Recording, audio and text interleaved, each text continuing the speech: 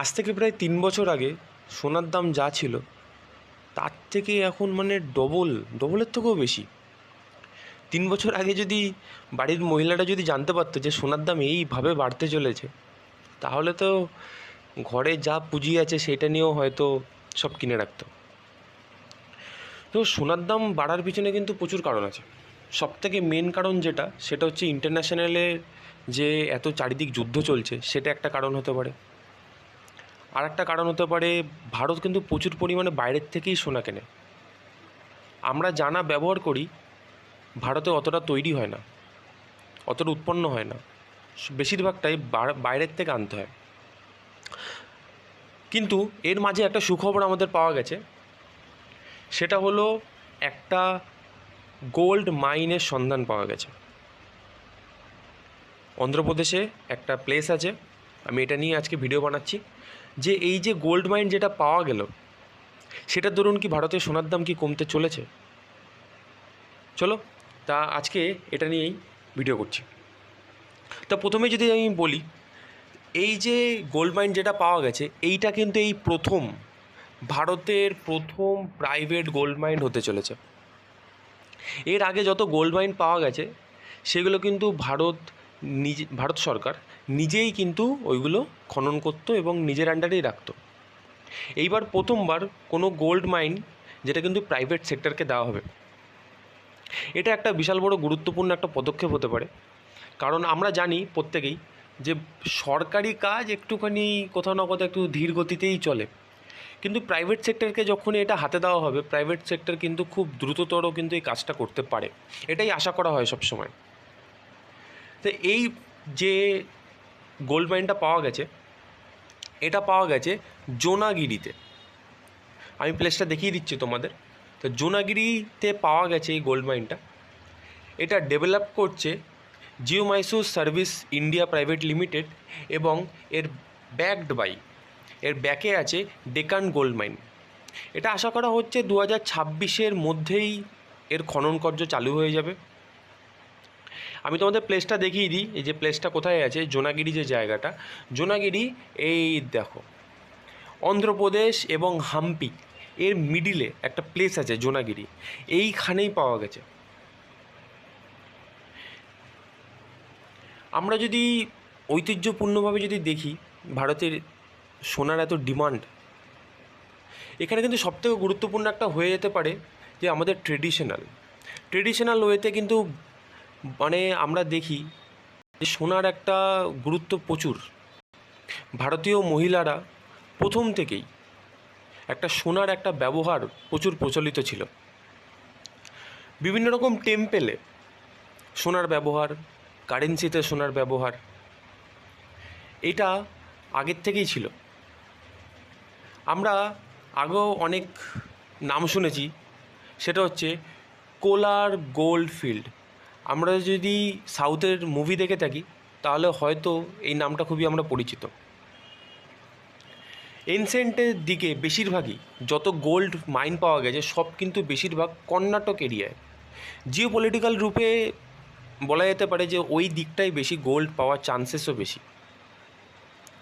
কিন্তু মুশকিল হচ্ছে, যত দিন যাচ্ছে তত কিন্তু পাবলিক সেক্টরের যে ডমিনেন্স, সেই ডমিনেন্স কিন্তু একটা এফেক্ট ফেলছে সোনার দামের উপর।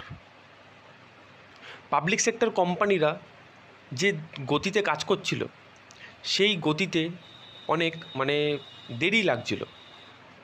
এই জন্যে ভারত সরকার প্রথমবার প্রাইভেট সেক্টরের হাতে গোল্ড মাইন তুলে দিল।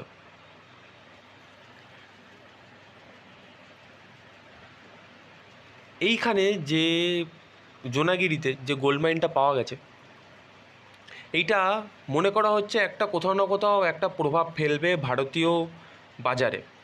গোল্ডের প্রাইসে কিন্তু একটা এফেক্ট ফেলতে পারে। এটা মানে এটা লং টার্মে হবে, শর্ট টার্মে হবে না যে এই পাওয়া গেল এই তো কালকের থেকে সোনার দাম কমে যাবে, এরকম কিন্তু পসিবিলিটি কম। এখানে অনুমান করা হচ্ছে যে 13 টন কিন্তু পাওয়া যাবেই, এবং 40 টনের কাছাকাছিও এটা এখান থেকে বেরাতে পারে গোল্ড। মানে 13 টন মিনিমাম হবেই, এখান থেকে বেরাবেই। আর 40 টন পাওয়া যেতে পারে, এর ক্যাপাসিটি আছে এই মাইনের। এখন এটা সময়ের সাথে সাথেই বোঝা যাবে যে কত টন কি পাওয়া যাচ্ছে না যাচ্ছে। এর যদি আমরা একটু ডিপ অ্যানালাইসিস করি, ভারতে অ্যানুয়াল যে ডিমান্ড কিন্তু 700 থেকে 800 টন। কিন্তু আমাদের ভারতে যে ডোমেস্টিক প্রোডাকশন, মানে ভারতে যা তৈরি হয় সেটা কিন্তু মানে ধারে কাছেও নেই। ভারতের ডিমান্ড প্রচুর, কিন্তু ভারতের ডোমেস্টিক প্রোডাকশন হচ্ছে 1 থেকে 3 টন। এখানে কিন্তু আমরা বুঝে যাচ্ছি যে ভারতের বেশিরভাগ সোনাই কিন্তু বাইরের থেকে ইম্পোর্ট করা হয়। ভারতের সোনার দাম এত বৃদ্ধি হওয়ার কারণই এটা, কারণ ভারতের 99%ই বাইরের থেকেই আসছে। এই জন্য বাইরের কারেন্সি যত স্ট্রং হচ্ছে, তো আমাদের কারেন্সি যত ডাউন হচ্ছে, তত কিন্তু সোনার দাম আস্তে আস্তে বৃদ্ধি পাচ্ছে। বাইরে যত যুদ্ধ হচ্ছে, যেসব জায়গা থেকে সোনা বেরাচ্ছে, সেসব জায়গায় যুদ্ধ, কারাপশান, প্রচুর কারণ আছে সোনার দাম এত বৃদ্ধি হওয়ার জন্য। তার মধ্যে সবথেকে মুখ্য দুটো কারণ হচ্ছে, এক, বাইরের যে এত যুদ্ধ চারিদিকে, আর দ্বিতীয়ত হচ্ছে ভারতের কারেন্সির থেকে ইউএসডি বা অন্যান্য যেখান থেকে কারেন্সি, সেগুলো স্ট্রং হয়ে যাচ্ছে প্রচুর। আমাদের ভারতীয়রা মানে এত সোনাটা কেন ব্যবহার করে? যে প্রথমেই যেটা বলছিলাম যে কালচারাল একটা দিক আগের থেকেই ছিল। তারপরে হচ্ছে ভারতীয়রা কিন্তু মানে এটা একটা সেভিংস রূপে কিন্তু দেখে, যে মানে ব্যাংকে যেরকম আমরা সেভিংস করি, ভারতীয়রা প্রথম থেকেই সোনাকে একটা সেভিংস রূপেই কিন্তু দেখে চলেছে। এটা ইনভেস্টমেন্ট মনে করা হয় এটাকে একটা, যে আজকে সোনা কিনে নিলাম, আমি পরে গিয়ে বেশি দামে বেচতে পারবো। এটা একটা কারণ, মানে বিশাল বড় একটা কারণ। এই জন্য মানুষ সোনা নিয়ে সব জমি রেখে দিচ্ছে, ইউজ হয়তো খুব কম করছে, কিন্তু জমি রেখে দেয় কেন? কারণ এটা একটা ইনভেস্টমেন্ট রূপে তারা দেখছে।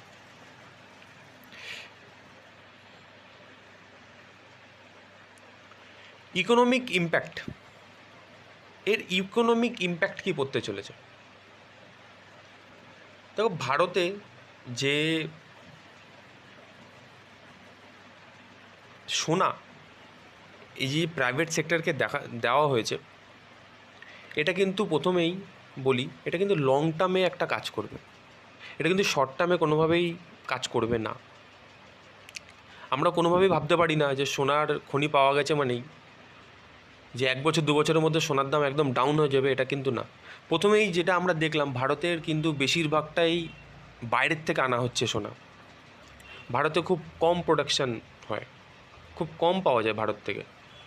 তো একখানা সোনার খনি পাওয়া গেছে মানে এই না যে সেখানে কিন্তু প্রচুর ডিমান্ড হাই হয়ে গেছে, এখন আর সোনা বাইরের থেকে নিতে লাগবে না, এরকম কিন্তু না। ভারতে দেখা গেছে 700 থেকে 800 টনের কাছাকাছি সোনার প্রয়োজন হয়। ভারত 1 থেকে 3 টনের কাছাকাছি উৎপন্ন করে। জোনাগিরিতে যেটা পাওয়া গেছে, এটা তো ইম্প্যাক্ট ফেলবে, কিন্তু এটা শর্ট টার্মে না, এটা লং টার্মে এফেক্ট দেবে।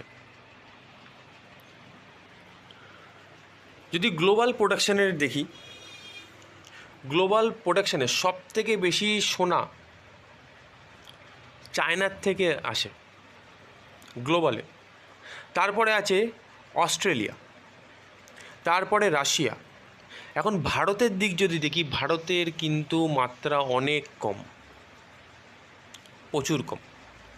যেখানে চায়না 350 টন উৎপন্ন করে, অস্ট্রেলিয়া 300 টন উৎপন্ন করে, সেখানে রাশিয়া 300 টন উৎপন্ন করছে, ইন্ডিয়া সেখানে মাত্র 2 টন। এটা কিন্তু মানে গোল্ডের মার্কেটে প্রচুর কম। এটাই একটা মুখ্য কারণ যে ভারত প্রচুর সোনা কম উৎপন্ন করতে পারছে। এই জন্য ভারত সরকার এবার ডিসাইড করেছে যে এবার প্রাইভেট সেক্টরের হাতে দেওয়া হবে, যাতে দ্রুতভাবে কাজগুলো হয় এবং নতুন নতুন টেকনোলজি ইউজ করা হয়। ফাইনাল অ্যানালাইজ যদি করি, এই যে জোনাগিরিতে যেটা পাওয়া গেছে, এটা সম্পূর্ণ প্রাইভেট সেক্টরের একটা এন্ট্রি। এর আগে কখনো প্রাইভেট সেক্টরে এন্ট্রি গোল্ড মাইনে হয়নি। এটা একটা ফাউন্ডেশন, লং টার্মের, শর্ট টার্মের না। এটা একটা এফেক্ট দেবে, লং টার্মে কিন্তু এফেক্ট দেবে। এর দরুন হয়তো সোনার দাম রিসেন্টলি হয়তো কমবে না, কিন্তু ডেকান গোল্ড মাইন যে ব্যাক কোম্পানি, তার কিন্তু 16% কিন্তু শেয়ার কিন্তু বৃদ্ধি হয়ে গেছে সাডেন, জাস্ট 1-2 মাসের মধ্যে। দেখা যাক তা এখন এই গোল্ডের যে মাইন পাওয়া গেছে সেটার থেকে ভারতের কতটা ফায়দা হয় সেটাই এখন দেখার। ঠিক আছে, আজকের জন্য এইটুকুনি আপডেট ছিল। দেখা হচ্ছে পরের নেক্সট ভিডিওতে।